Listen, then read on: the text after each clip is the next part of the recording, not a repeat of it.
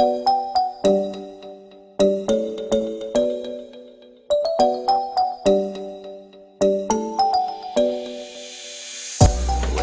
everyone! Andito tayo ngayon sa FEU Manila!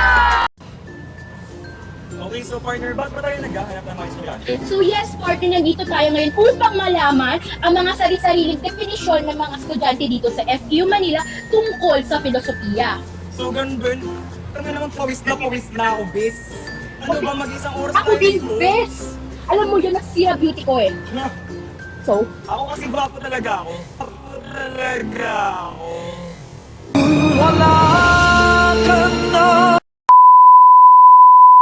So, saan tayo magsisimula? A few moments later. hi kuya, good afternoon. Anong name niyo po?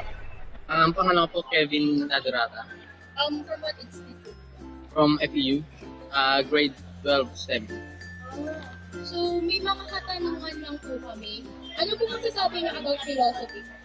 Philosophy, yun yung study about the way how a person lives.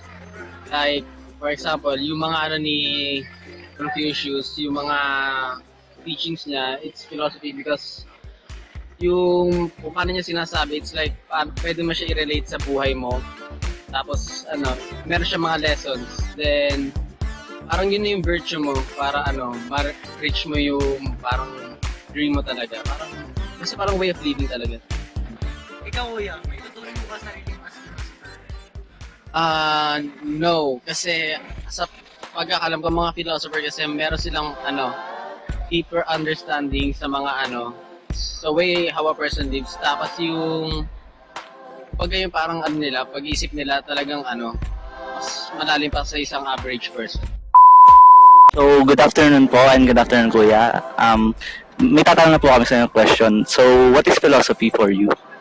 When I hear the word philosophy, the one thing that comes to my mind is behavior of a person. Parang relate siya sa psychology lang din. Kuya, sa tingin mo ba, may relate ang taong pilosopo sa filosofiya? Feel ko wala, magkaiba sila. So, ano po yung dating ng philosophy for you? Kasi pag sinabi kasing pilosopo, para kasing term lang siya sa Tagalog na pilosopo na parang alaskador, ganon. Pero yung philosophy kasi iba yung meaning niya din eh. Parang more on behavior ng tao. So, thank you po. Kuya, anong pangalan mo, kuya? JJ From, from Navota City. Proud tama ka ba, kuya? Yes. Let's go!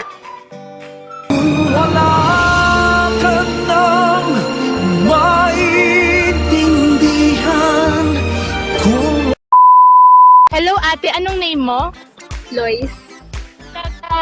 Saan po? Antipolo City. Okay po. Ang una pong tanong natin is, ano po ba yung pumapasok sa utak nyo nung narinig yung word na philosophy? Philosophy is study of understanding life, your perspective, and it's a study of wisdom. Relevant pa po bang pag-aaral ng philosophy? Yes, lalo na sa mga Pilipino kasi without philosophy, we are not enlightened by kung ano yung dapat na natin matutunan kasi more of us kasi is more of crab mentality na. So without philosophy, we cannot be sophisticated with what is the attitude and morality of the Filipinos. Thank you po. So, thank you po. Hey, mama, don't stress your mind. We coming home tonight.